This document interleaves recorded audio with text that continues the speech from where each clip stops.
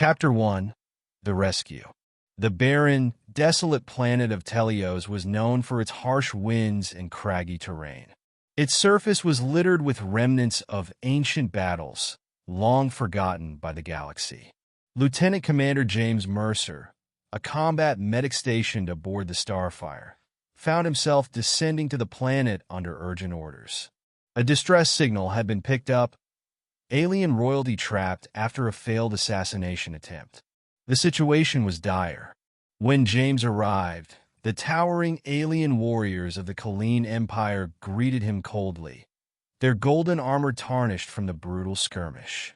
They led him to the remnants of their queen's escape pod, wedged between jagged rocks. Inside was Queen Cerilyn Kaleen, matriarch of the Kaleen Empire, revered across the galaxy. But what he saw shocked him.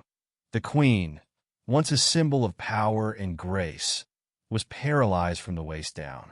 Her once glorious lavender skin was bruised and pale, and her silver hair lay disheveled around her delicate horns. Her golden eyes, however, burned with the intensity of a ruler who refused to be broken. "I don't need your pity, human," she rasped as James knelt beside her. "Do your job." James smiled faintly, his calm demeanor masking his shock. "Don't worry, Your Majesty. I'm not here to pity you. I'm here to save you." Chapter 2.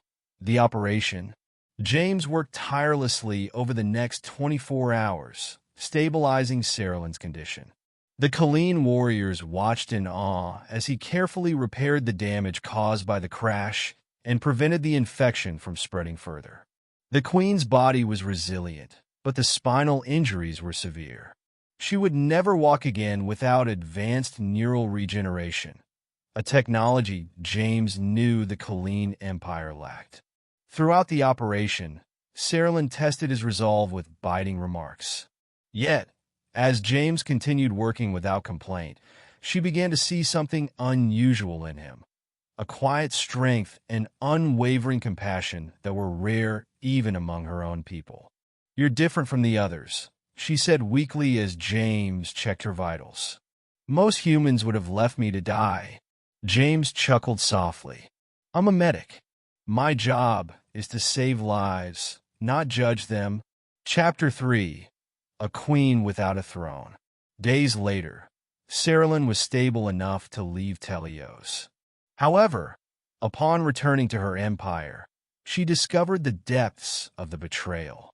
The assassination attempt had been orchestrated by her own council. In her weakened state, they deemed her unfit to rule and stripped her of her throne, casting her out as a relic of the past. For the first time in her life, Cerilyn was truly alone.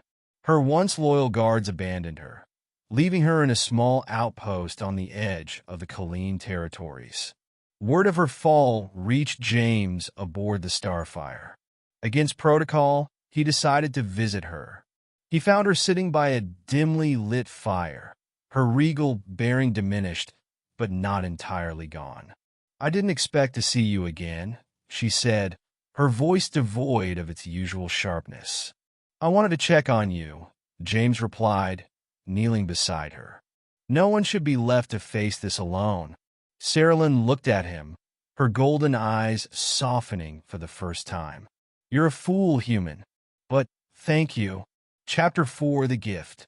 Unbeknownst to James, the Kaleen warriors who had once served Cerilyn still held great respect for her, even in exile. They approached him with a proposition. For saving their queen's life and showing her a kindness no one else had, they declared him worthy of an honor unknown to humans. "She is no longer our ruler," said one of the warriors.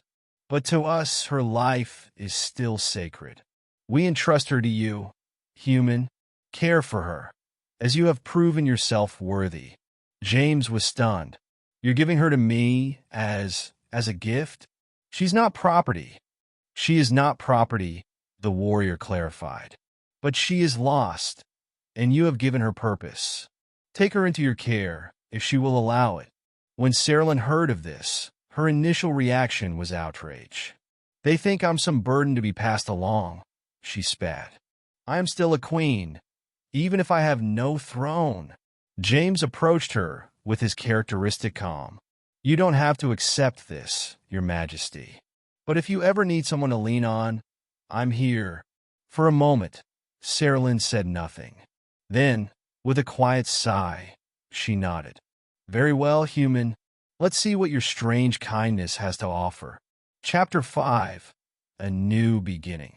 James brought Saralyn to his small home on Earth, where he adapted it to accommodate her needs. He built ramps, installed advanced mobility aids, and spent hours researching neural regeneration technology that might one day restore her movement. But more importantly, he offered her something she hadn't felt in years: companionship. At first, Saralyn was guarded, her pride preventing her from accepting help easily. But over time, she softened. She found herself drawn to James' unyielding optimism and his ability to see her not as a broken queen, but as a person worth caring for. "You're infuriating, you know that?" she said one evening as they sat under the Earth's stars. James grinned. "You've mentioned it a few times." Despite her words, Saralyn smiled, a genuine, warm smile that lit up her golden eyes. For the first time in years, she felt at peace. Chapter 6. Love Beyond Borders. As months turned into years, their bond deepened. James' dedication to Saralyn never wavered, and she found herself relying on him not out of necessity, but out of trust. He taught her about Earth's culture, while she shared stories of her empire's history and traditions. They became each other's anchor in a universe that often felt cold and uncaring. One evening, as they worked together on a neural regeneration prototype, Saralyn paused. "James," she said softly, "you've given me something no one else has. Not power, not wealth, but a home." James looked at her, his heart full. "And you've given me something I never thought I'd have, a purpose beyond the battlefield." Their connection blossomed into love, a bond that transcended species and circumstances. Together, they showed the galaxy that even the most unlikely pairs could find solace and strength in each other. Years later, Saralyn's neural regeneration was successful. With James' unwavering support, she walked again for the first time since her injury. But by then, her physical state mattered less. She had already found her place, not as a queen, but as a partner, a friend, and a symbol of resilience. Their story spread across the galaxy, inspiring others to look beyond prejudice and tradition.